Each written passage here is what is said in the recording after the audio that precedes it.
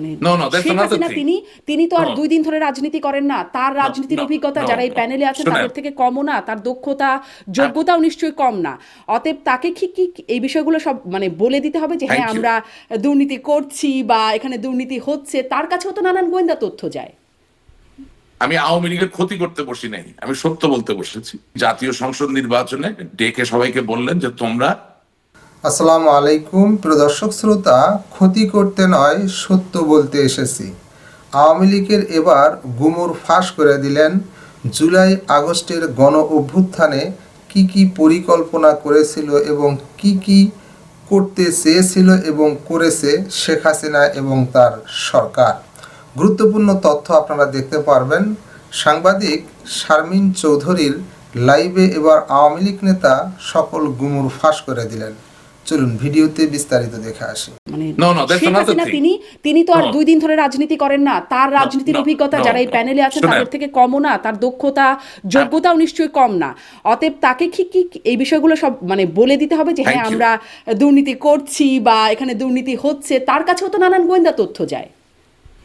আমি আওয়ামী লীগের ক্ষতি করতে বসি নাই, আমি সত্য বলতে বসেছি। জাতীয় সংসদ নির্বাচনে ডেকে সবাইকে বললেন যে তোমরা পিস্তল দিয়ে খেলা করো একে অপরের সাথে। কি পিস্তল? গুলির পিস্তল না, পানির পিস্তল। আমরাই আমাদের পায়ে কুড়াল মেরেছি। কোনো দিন এটা হয় নাই যে নমিনেশনের ফাইলের ভিতর থেকে কাগজ গায়েব হয়েছে। কি আমি কি S Alam, N Alam, D Alam, G আলমের কি আমি উকিল? এটা ফুলানো ফাপানো বলা কি আমার কাজ? তো এই গাটসটুকু কি আপনি একটু দেখাবেন যে মনোনয়ন বোর্ডে কারা ছিলেন? আমরা সুনির্দিষ্ট হতে চাই। এবং এই যে আপনি আমাকে প্রশ্ন করতে, আমি কিন্তু আপনি আমাকে ঘামিয়ে দিচ্ছেন। This is a great skill. বহু লোক আমার সাথে কথা বলে আমাকে ইয়ে করতে পারে। তাহলে আমার কাছে বোধগম্য হয় না যে একটা পরিবার কিভাবে 7 ব্যাংকের মালিক হয়। প্রশ্রয় না পেলে, সরকারে আছেন আপনারা, প্রশ্রয় না পেলে কিভাবে এভাবে লক্ষ কোটি টাকা পাচার হয় না? চিন্তা করতে পারেন, বঙ্গবন্ধুর একটা মূর্তিতে একটা ছেলে পেশাব করে দিচ্ছে। এখন যেখানে থাকি, যে অবস্থায় থাকি, কি পরিমাণ ক্ষুব্ধ হবার পরে নিশ্চয়ই এরকম একটা অবস্থানে মানুষ যায়। নানান রকম ব্যর্থতা, আরে এই ভাই, অন্যায়গুলো আমার নিয়ে আলোচনা দলে হচ্ছে। আপনি কি বলতেছেন ভাই? আপনি কি এগুলো কিছু দেখেন না? আমার দলে সম্মেলন হইতো, দলের সম্মেলন হইতো, পুলিশ দ্বারা করে। একটি দুর্নীতির মামলা হয়েছে সাবেক প্রধানমন্ত্রী শেখ হাসিনার বিরুদ্ধেও এবং তার পরিবারের বিরুদ্ধে দুর্নীতির অভিযোগ আসছে। রূপপুর পারমাণবিক বিদ্যুৎ কেন্দ্র সহকারে বিভিন্ন প্রকল্পে 80,000 কোটি টাকা দুর্নীতির একটা অভিযোগ উঠে। আমার গোয়েন্দা সংস্থা, ওনার কাজ কি ছিল? উনি কি কোথায় বৈশাখী মেলা হচ্ছে, বাতাসা খাচ্ছে, নাড়ু খাচ্ছে এই খবর দিবে, নাকি চক্রান্ত হচ্ছে এই খবর দিবে? তো উনি খবর দিলেন না কেন? এই আলোচনাটা আপনি কি জানেন যে আপনার দলের মধ্যে এখন এই সময় 5ই আগস্টের পরে এই আলোচনাটা হচ্ছে যে আমরা আসলে সংশোধিত হব, আমাদের দায়গুলো স্বীকার করব, ভুলগুলো স্বীকার করব। তবে একটা জিনিস পরিষ্কার করতে হবে, সেটা হচ্ছে জেন জি এবং মিলেনিয়াল যারা আছেন তাদের আবেদন করে এরকম নেতা ছাড়া আধুনিক রাজনীতি দ্বারা করানো।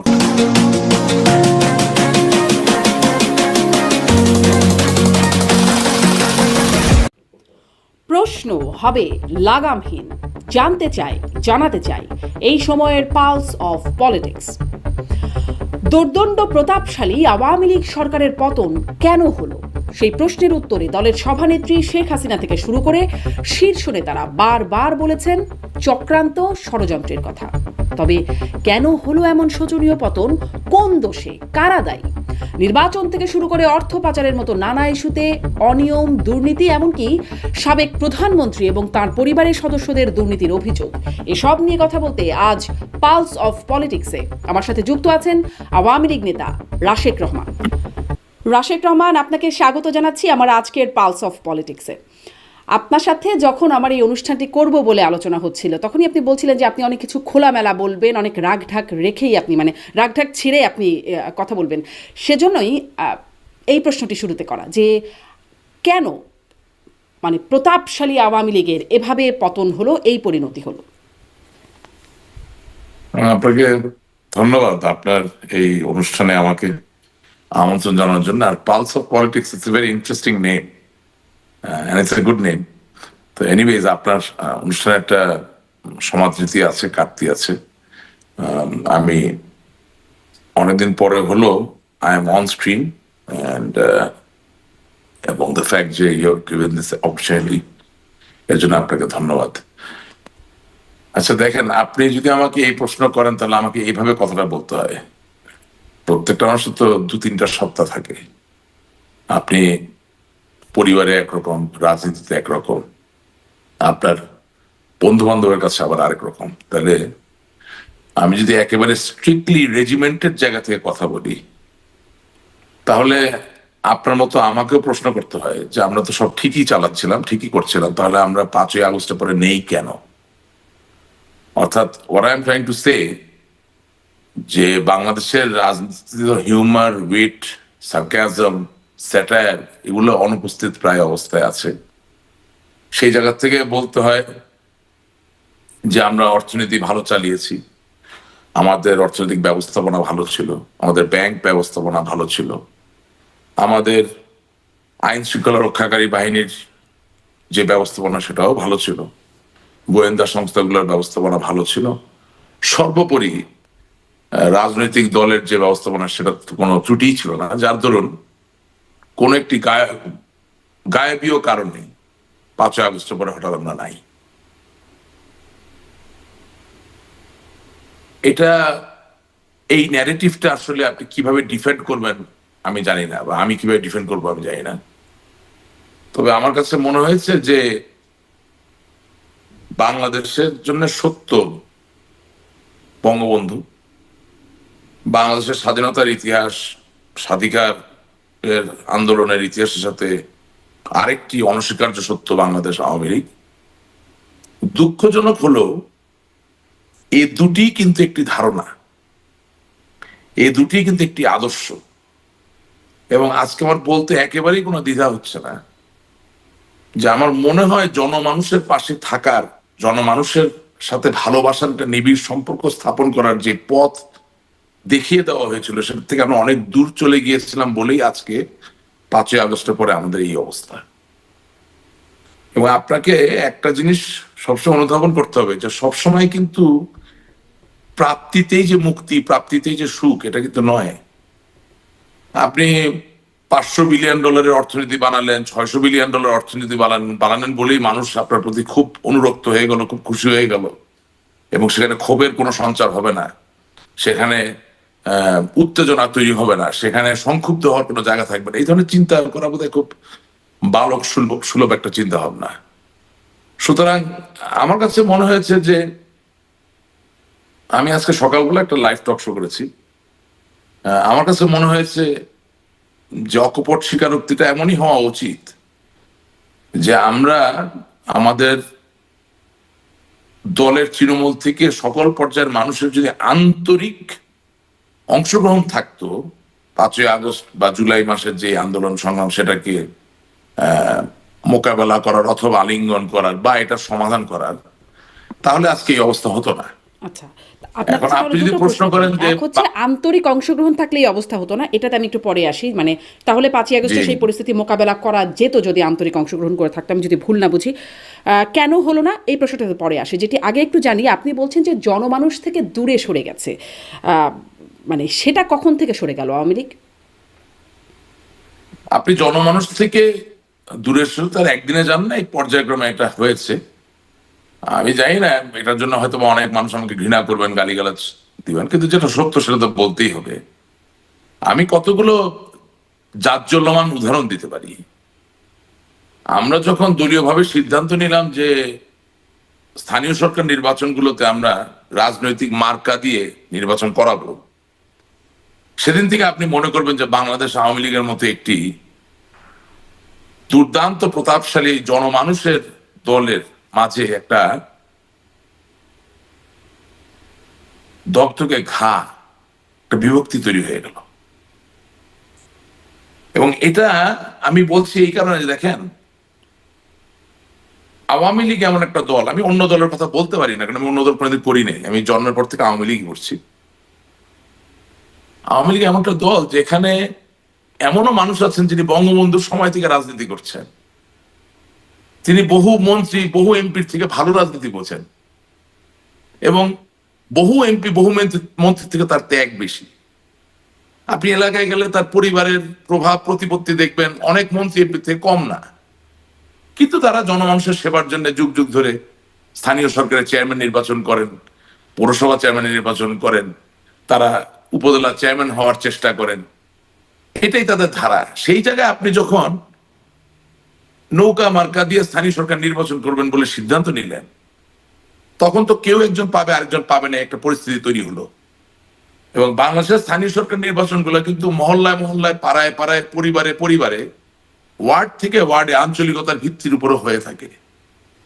আপনি মানুষের একান্ত নিজস্ব একটা জিনিস এমন ভাবে রাজনৈতিক একটা ধারণা ঢোকানোর চেষ্টা করলেন, এটা ভুল না সঠিক সেটা নিয়ে বিতর্ক করা যাবে, কিন্তু আপনি কোন রাজনৈতিক প্রস্তুতি ছাড়া, মানুষকে উজ্জীবিত না করে, মানুষকে মোটিভেট না করে, মানুষকে ওই জায়গার ওরিয়েন্টেশনে না এনে আপনি হঠাৎ করে যে সিদ্ধান্ত দিয়ে দিলেন, তাতে যেটা হয়েছে অন্য দলগুলোর জানা ক্ষতি হয়েছে, তার থেকে আওয়ামী লীগ অনেক বেশি ক্ষতিগ্রস্ত হয়েছে। পুরো টেকনাফ থেকে তেতুলিয়া প্রত্যেকটা এলাকায় এই এক ইউনিয়ন পরিষদ নির্বাচনকে ঘিরে দল ধীরা বিভক্ত, ধ্বংস, মানে একটা দুর্বল অবস্থায় চলে গেল। এবং তার থেকেও বড় কথা, আপনি 300 জন এমপির আমল নামা বাছাই করে 300 জনকে নমিনেশন দিবেন সংসদ সদস্য নির্বাচন করার জন্য, এটা যত সহজ, বাংলাদেশের মতো একটি দুর্নীতিতে জর্জরিত দেশে সেখানে আপনি 5000-এর মতো ইউনিয়ন পরিষদ নির্বাচনে প্রায় 20,000 প্রার্থীকে যাচাই বাছাই করে কে আসলে নৌকা পাবেন এই সিদ্ধান্ত নিতে যাবেন, আর সেখানে দুর্নীতি হবে না, এটা তো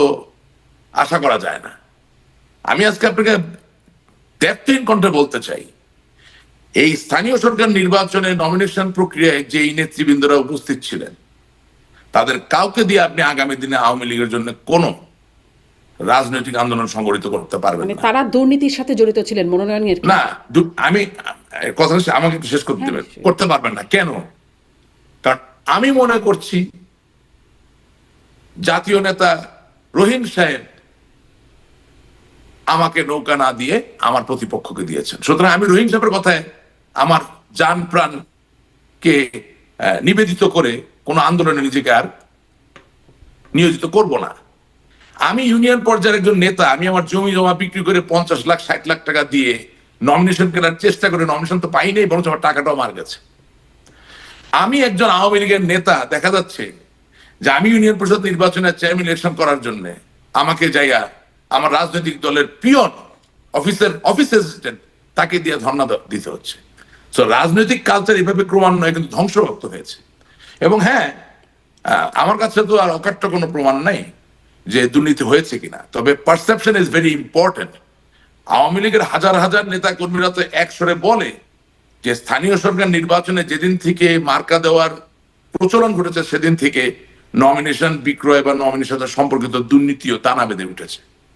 সুতরাং আমি আজকে সত্যকে অস্বীকার করতে পারি।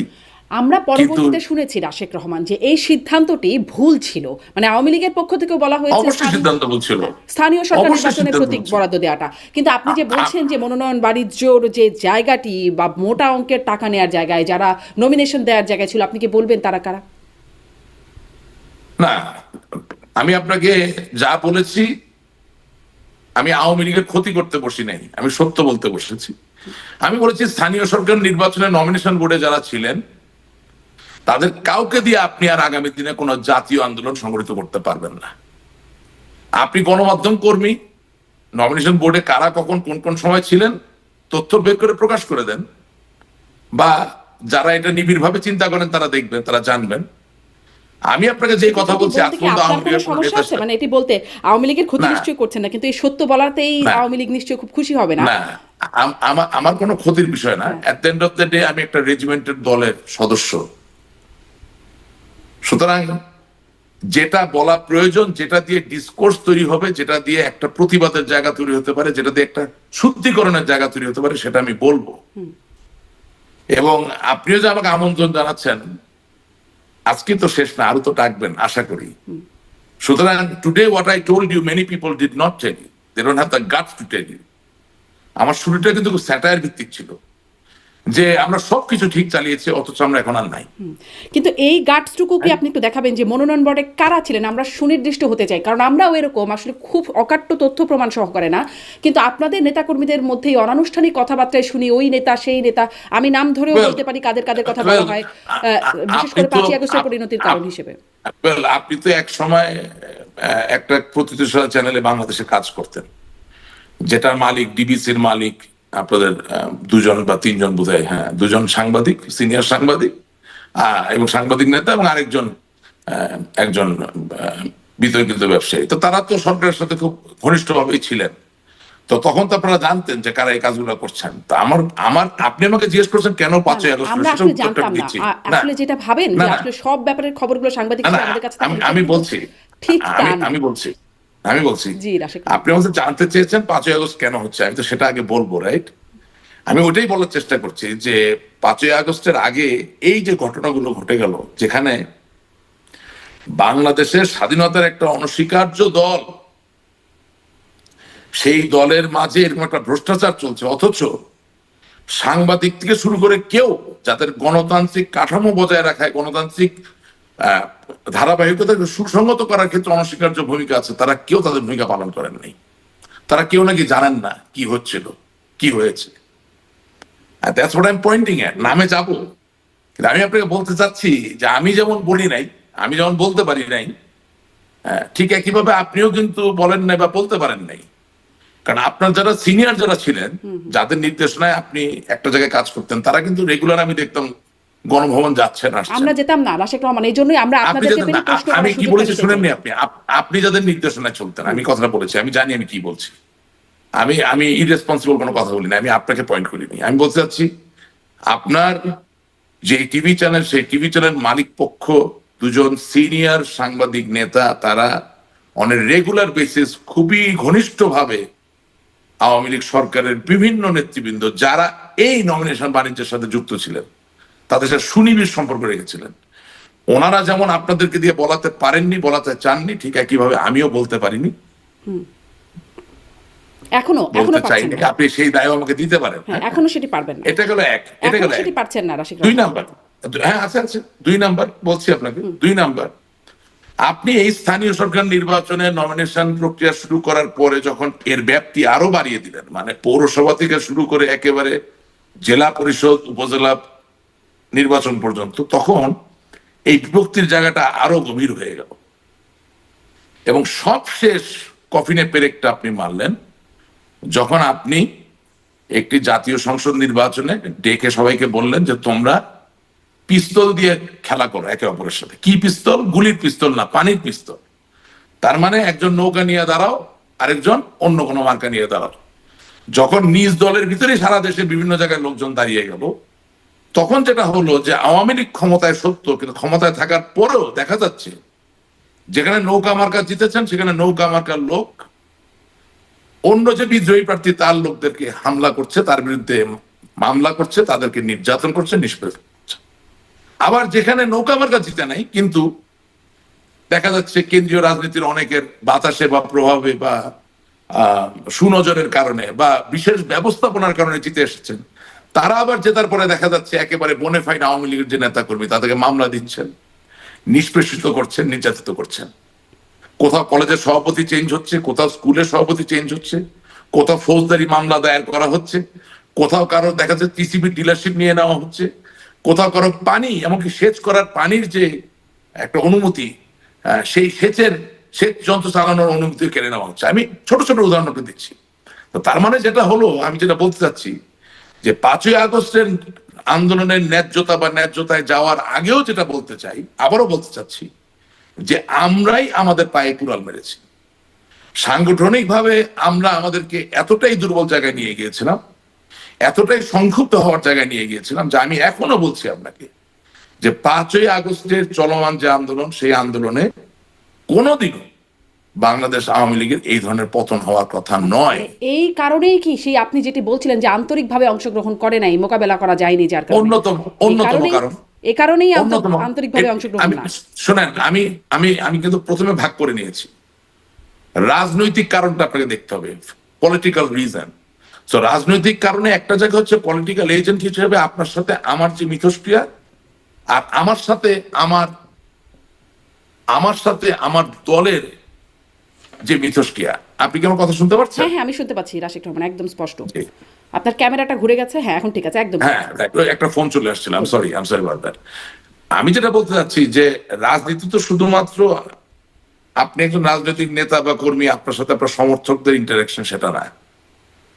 আপনি একজন রাজনৈতিক কর্মী, আপনার সাথে আপনার বড়, আপনার সাথে আপনার মাঝারি, আপনার সাথে আপনার নিচের, আপনার সাথে অনুজ, অগ্রজ, সকল পর্যায়ের নেতা কর্মীদের একটা ইন্টারাকশনের ব্যাপার থাকে। এবং অর্গানাইজেশন বলতে যেটা বোঝায়, স্ট্রাকচার বলতে যেটা বোঝায়, সেটা সম্পূর্ণভাবে টলমলে হয়ে গিয়েছিল এই ধরনের কিছু সিদ্ধান্ত নেওয়ার মধ্যে দিয়ে। এবং দুঃখ লাগে কোথায় জানেন, যে আমাদের দলে এত বাঘা বাঘা অভিজ্ঞ সব নেতা, যাদের সামনে গিয়ে আপনি কথা বলতে পারবেন না, যারা শুধু একমাত্র বুঝে আর কেউ কিছু বুঝে না, তারা একটা বার এই দলটার যে এভাবে ধ্বংসপ্রাপ্ত হচ্ছে তৃণমূলের সংগঠন, একটা বার তারা কথা বলতে পারলেন না। এই কোনো দিন এটা হয় নাই যে নমিনেশনের ফাইলের ভিতর থেকে কাগজ গায়েব হয়ে যায়। কোনোদিন এটা হয় নাই যে তৃণমূলের নেতাদেরকে 2 লাখ 3 লাখ 4 লাখ টাকা করে বলা হচ্ছে তোমরা সই দাও আমার পক্ষে। আপনি রাজনীতি রাখলেন, রাজনীতি থাকে, আপনি দেওয়ার রাজনীতি যদি প্রাপ্তির রাজনীতি করে ফেলেন জেনে শুনে, তাহলে যা হওয়ার তাই হয়েছে। এখন শিওর আমি আমাদের অর্থনৈতিক খাত যে খুব ভালো চলতেছিল সেটা তো আসলে হ্যাঁ, রাশিক রহমান, বলা অর্থনৈতিক যাবে না। খাতটাতে আমি আরেকটু আসি, কারণ ওটাতে আরেকটু সুনির্দিষ্টভাবে কথা বলতে চাইবো। আমি একটু খুঁজে বের করছিলাম, কারণ আমি ঠিক এই মুহূর্তে বলে দিতে পারছিলাম না যে কারা আসলে স্থানীয় সরকার জনপ্রতিনিধি মনোনয়ন বোর্ডের সদস্য ছিলেন। আমি 24শে ডিসেম্বর 2022-এর খবর একটা বের করলাম বাংলা ট্রিবিউনে, সেখানে দেখছিলাম যে আওয়ামী লীগের স্থানীয় সরকার জনপ্রতিনিধি মনোনয়ন বোর্ডের সদস্যরা হলেন Sheikh Hasina, Amir Hossain Amu, Tofail Ahmed, Sheikh Fazlul Karim Selim, Abul Hasnat Abdullah, Kazi Zafrullah, doctor Mohammad Abdur Razzaque, lieutenant colonel অবসরপ্রাপ্ত মোহাম্মদ ফারুক খান, রমেশ চন্দ্র সেন, ওবায়দুল কাদের, মোহাম্মদ রাশিদুল আলম, জাহাঙ্গীর কবির নানক, আব্দুর রহমান, মাহবুবুল আলম হানিফ, ডাক্তার দীপুমণি, ডক্টর হাসান মাহমুদ, ডক্টর আব্দুস সোবহান গোলাপ। জি, মানে তাহলে স্পষ্ট যে আপনি মনোনয়ন বোর্ডে যে দুর্নীতির অভিযোগগুলো করছিলেন, যারা আসলে ছিলেন, না, আমি আপনাকে যেটা বলছি, ওই মনোনয়ন বোর্ডে যারা আছেন সকলে তো দুর্নীতি করেননি। না, আচ্ছা, কেউ হয়তো বা করেছেন, অবশ্যই কেউ করেছেন, সবাই করেননি, কিন্তু কেউ বা কয়েকজন মিলে করেছেন। ওকে, এবং যেহেতু এই দায়ভার সকলের উপর নির্ভর পড়ে যাচ্ছে, সেহেতু তারা যদি এখন কোনো কিছু সংগঠিত করতে চায়, তাদের কথায় দেশে আর কোনো আন্দোলন সংগঠিত হবে না। কিন্তু কেউ বা এক বা দুজন করলে তো বাকিদের আপত্তি করবে, একটু আমাকে কথা শেষ করতে, আমাকে একটু কথা শেষ করতে দেন। বঙ্গবন্ধু কন্যা জননেত্রী শেখ হাসিনা আওয়ামী লীগের কোনো বিকল্প নাই। আওয়ামী লীগকে সুসংগঠিত হতে হলে, ঐক্যবদ্ধ হতে হলে ওনাকে লাগবে। কিন্তু what I am trying to tell you, এর পরে যারা আছেন, যতগুলো নাম আপনি বলছেন, এখানে স্পেসিফিক্যালি কে কত টাকা নিচ্ছেন, কে দুর্নীতি করছেন না করছেন, এটা আমি বলতে পারি না, একটা দায়িত্বজ্ঞানীর কথা বলতে, কিন্তু দুর্নীতি হয়েছে। এবং সেটা করার জন্য যে গবেষণা, যে অ্যানালিসিস প্রয়োজন, সেটা আওয়ামী লীগকে করতে হবে আগামী দিনের জন্য। আওয়ামী লীগকে নিজের পায়ে দাঁড়াতে হলে, পরিশুদ্ধ হতে হলে অবশ্যই ওই গবেষণাটা করেই আসতে হবে। নিশ্চয়ই, নিশ্চয়ই, একদম স্পষ্ট। ওই বোর্ডের কারা কারা বলছেন শেখ হাসিনার কোনো বিকল্প নাই। তারপরে যাদের নাম বলছি, কেউ কেউ বা তারা কয়েকজন মিলে হলেও মানে এই দুর্নীতির সাথে অবশ্যই ছিলেন, কিন্তু মানে এই 100%। বোর্ডের সভাপতি যিনি শেখ হাসিনা, তিনি জানবেন না বিষয়টা, এটা কি সম্ভব? না, তিনি জানলেন কি জানলেন না, সেই আলাপটা তো আমি কারো অন্তরে ঢুকে বলতে পারি না।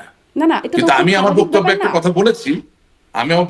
কথা বলেছি, যে যারা আমাদের কাছে নেতা হিসেবে এসে উপস্থিত হন, তাদের কাছে আমার প্রশ্ন, আমি কিন্তু আপনি প্ল্যাটফর্মটা বেছে নিয়েছি প্রশ্ন করার জন্য, আমিও তো অনেক প্রশ্ন করতে পারি নাই। তাদের কাছে আমার প্রশ্ন, যে ওনারা কি আমার নেত্রী বা আমাদের নেত্রীকে বলেছেন যে এতে দল ধ্বংস হয়ে যাচ্ছে? ওনারা তো আপনার টিভিতে আসে, কথা বলে, তো আপনি তাদেরকে জিজ্ঞাসা করেন না ডেকে নিয়ে যে ডিড দে সে সামথিং? আপনার এখানে মাটি মানুষের যারা নিজেদেরকে নেতা দাবি করে আসে, তাদেরকে আপনি প্রশ্ন করেন, বললেন, আমার কথা বললেন, আমার মতো আরো 100 লাখো হাজারো কর্মী আছে, তাদের এই প্রশ্ন, যে প্রশ্নটা হচ্ছে যে স্থানীয় পর্যায় থেকে শুরু করে যত্রত্র বঙ্গবন্ধু স্বাধীনতার যে মার্কা, নৌকা মার্কাটা দেওয়ার মাধ্যমে দল যে সাংগঠনিকভাবে দুর্বল হয়ে গেল, এবং এখানে যে নির্বাচনী নমিনেশনের ক্ষেত্রে একটা দুর্নীতির জায়গা তৈরি হলো, এবং সেখানে প্রথিতযশা কিছু নেতা, মানে তথাকথিত বাঘা বাঘা নেতা, যারা এই দুর্নীতিতে অংশগ্রহণ করলেন, সেই ব্যাপারে তারা কি জননেত্রী শেখ হাসিনাকে অবগত করেছিলেন? কিন্তু, যদি করে না থাকেন রাশেদ কেন করলেন না? না, যদি করে না থাকেন তাহলে করলেন না কেন? আর যদি কেউ বলে বসে যে হ্যাঁ আমি করেছিলাম, তাকে আপনি জিজ্ঞাসা করতে পারবেন যে সেই জায়গায় নেত্রী কি বলেছিলেন। কিন্তু অবগত করতে হবে কেন? মানে এটি তো মানে No, no, that's Sheikh another Hasina thing. তিনি তো আর No. 2 দিন ধরে রাজনীতি করেন না। তার রাজনীতির no, অভিজ্ঞতা no, যারা এই no. প্যানেলে আছেন শোনেন। তাদের থেকে কমও না, তার দক্ষতা যোগ্যতাও নিশ্চয়ই কম না। অতএব তাকে কি এই বিষয়গুলো সব মানে বলে দিতে হবে যে হ্যাঁ Thank you. আমরা দুর্নীতি করছি বা এখানে দুর্নীতি হচ্ছে, তার কাছেও তো নানান গোয়েন্দা তথ্য যায়। থ্যাংক ইউ, আমি তো সেটাই বলছি যে কারো ব্যক্তিগত সক্ষমতার জায়গায় মতামত দেওয়ার জন্য আমি এখানে আসিনি। আমি এখানে কথা বলছি একটা এন্টায়ার সিস্টেম নিয়ে। আমার দলে ওয়ার্ড কমিটি আছে, ইউনিয়ন কমিটি আছে, উপজেলা কমিটি আছে, জেলা কমিটি আছে, সেন্ট্রাল কমিটি আছে, হ্যাঁ, প্রেসিডিয়াম আছে, সবকিছু মিলিয়েই তো একটা সিস্টেম। আপনি যে প্রশ্ন করতেছেন এই প্রশ্ন অনেকে করে, কিন্তু আমাকে তো একটা ক্লাস নির্ভর দলের মাঝে থেকে তার রেজিমেন্টেশন মেনটেন করি আমার প্রশ্নগুলো করতে হবে।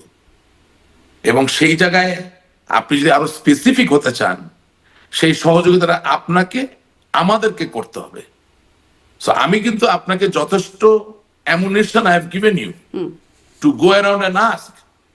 আপনার বা আমার, আমি আজ পর্যন্ত 2000-এর উপর টকশো করছি, বিলিভ মি, আমি আজ পর্যন্ত আপনাদেরকে কোনোদিন কোনো ইউনিয়ন পর্যায়ে কোনো ত্যাগী নেতাকে নিয়ে টকশো করতে দেখি নেই। গণতন্ত্র বাঁচাবেন কোথা থেকে, উদ্ধার করবেন কোথেকে? যেই লোকগুলোকে ছাড়া গণতন্ত্র হয় না তাদেরকে কোনোদিন you don't call them because they don't look good enough. তাদেরকে দেখতে অত পরিমার্জিত মনে হয় না, অত ভদ্রলোক মনে হয় না, এই জন্য তাদেরকে ডাকা হয় না। এটা বাস্তবতা। তারা হয়তো সরাসরি একদম এখন- স্টেশনে এসে আমি- কথা বলেন না, কিন্তু শোনেন, একদম না, কিন্তু না, আমাদের রিপোর্টাররা কিন্তু তাদের সাথে কথা বলেন। একদমই আনা হয় না, বিলিভ মি। আমি আপনাকে দায়িত্ব নিয়ে কথাটা বলছি। হ্যাঁ, আমিও দায়িত্ব নিয়েই বলছি যে আমরা যখন টেলিভিশনে ছিলাম বা দায়িত্ব ওই নিয়ে কথাটা কাজটায় বলছি বসেছি, কেন? তখন আমাদের রিপোর্টাররা যেত শোনেন, তাদের সাথে কথা বলতেন। আমি আপনাকে একটা মজার কথা বলি, আজকে একটু মন খুলে কথা বলি। বলেন। 71 চ্যানেলে আমাকে স্থানীয় সরকারের উপরে কথা বলার জন্য নিয়ে যাওয়া হলো, ঠিক আছে? তো সাথে আবার একজন মুরব্বী মানুষ, তিনি সুধীজনদের একজন, উনি স্থানীয় সরকারের উপরে কথাবার্তা বলেন, ভালোই বলেন, অনেক সময় যুক্তিসঙ্গত কথা বলেন, জ্ঞানী মানুষ। তোফায়েল সাহেব, আপনি তো চেনেন, হলো, হ্যাঁ। তো আমি অনুষ্ঠানের মাঝখানে সঞ্চালককে জিজ্ঞাসা করলাম যে আচ্ছা, আমি স্থানীয় সরকারের কি, আর তোফায়েল সাহেব জীবনে কয়দিন স্থানীয় সরকারে কাটাইছেন? আপনি যে এই 45 মিনিট বা 50 মিনিট ব্যাপী টকশোটা আয়োজন করলেন, এখানে একজন সাবেক ইউনিয়ন পরিষদ চেয়ারম্যান, উপজেলা পরিষদ চেয়ারম্যান বা বর্তমান ইউনিয়ন পরিষদের সদস্য, চেয়ারম্যান অথবা উপজেলার চেয়ারম্যান কাউকে ডেকেছেন যে আপনি স্থানীয় সরকার নিয়ে সমাধান করতে চান? সো আমি আপনাকে যেটা বলতে চাচ্ছি যে আমি আপনাকে ফোরামগুলো দেখিয়ে দিচ্ছি, আমাকে একা দিয়ে তো আপনি সব সমস্যার সমাধান করবেন না। But what I am telling you, it is revolutionary. আমার মতো কেউ বলে না, আপনি ওটাকে কাজে লাগান। ইনস্টেড অফ আমাকে রিফিউট না করে what I am giving you সেটা আপনি কাজে লাগানোর চেষ্টা করেন। I volunteered. আমি আপনাকে বলেছি যে আমাদের হারানোর কিছু নাই। বাংলাদেশের জন্য সত্য 1971, বাংলাদেশের জন্য বাস্তবতা বঙ্গবন্ধু, বাংলাদেশের জন্য সত্য আওয়ামী লীগ, বাংলাদেশের জন্য সত্য স্বাধীনতার 1000 বছরের সংগ্রাম এই এবং স্বাধীনতা যুদ্ধ। সুতরাং একে কম্প্রোমাইজ হওয়ার ক্ষেত্রে যেসব জিনিস কোনো কন্ট্রিবিউট করেছে সেটা নিয়ে আমার কথা বলতে কোনোই লজ্জা বা কোনো সংকোচ নাই। জি, আত্মসংকোচ করে লাভ নাই। মানে এই অ্যাপ্রোচটা নিশ্চয়ই যদি কাজে লাগানো যায় নিশ্চয়ই ভালো কিছু হবে। রাশেক রহমান, আপনি বলছিলেন, আমরা ছিলাম, হ্যাঁ আপনি বলছিলেন, আমি একটু একটা প্রশ্ন করি, আপনি নিশ্চয়ই আপনার এই অংশটুকু শেষ করবেন এবং আমার প্রশ্নটুকু সাথে বলবেন যে আপনি বলছিলেন যে এই সময় মিডিয়াও বলতে পারে নাই বা জিজ্ঞাসা করে নাই, আপনারাও বলেন নাই, এখন আপনি অনেক কিছুই বলছেন, কিন্তু হারানোর এখন আর কিছু ভয় নাই। তখন কি হারানোর ভয় ছিল বলেও একটা রাগ ঢাক ছিল মানে সবারই, যদি বলেন মিডিয়ারও, আপনাদেরও, আপনার নিজের?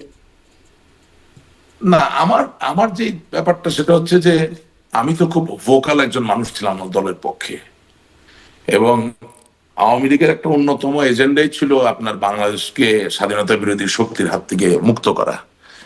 এবং আমি এই কাজটাকে খুবই গুরুত্বের সহকারে নিয়েছিলাম, যার দরুন যেই জায়গায় হয়তো বা আমার বক্তব্য আরো বেশি আমি বলতে পারতাম সেটা আমি বলি না, এটা আমার ব্যর্থতা। I was more focused on a different level. কিন্তু আমি দেখলাম যে আসলে এটা কি হচ্ছে, মানে আমার দল যদি ঠিক না থাকে, দলের সাংগঠনিক যে কাঠামো সেটাই যদি দুর্বল হয়ে যায়, তাহলে তো আপনি 1971 সালে যারা শত্রু তাদের বিরুদ্ধে যুদ্ধ করতে পারবেন না। যাদেরকে দিয়ে সাংস্কৃতিক বিপ্লব জোরালো করে বাংলাদেশের মানুষকে সত্যিকার অর্থে ধর্মনিরপেক্ষ এবং গণতন্ত্রমুখী রাখবেন, তাদের জন্য কাজ করতে পারবেন না। এবং যেটাকে আমরা বলি গুড গভর্নেন্স, সুশাসন, দুর্নীতিমুক্ত একটা আবহ, সেটাও আপনি তৈরি করতে পারবেন না। এখন আমার একার ভুল তো একা না, বহু লোকের ভুলের সমষ্টিক জায়গায় দাঁড়িয়ে তো আজকে আমরা এই জায়গায়। এই জন্য তো বললাম আমরা ছিলাম, আমরা নাই, কিন্তু আমাদেরকে যদি ফিরে আসতে হয় তাহলে অবশ্যই আমাদেরকে সঠিক ন্যারেটিভটা দাঁড়া করাতে হবে। এবং বঙ্গবন্ধু কন্যার পক্ষ থেকে কথা একটা তো আসার দরকার, হয়তোবা এটা আমি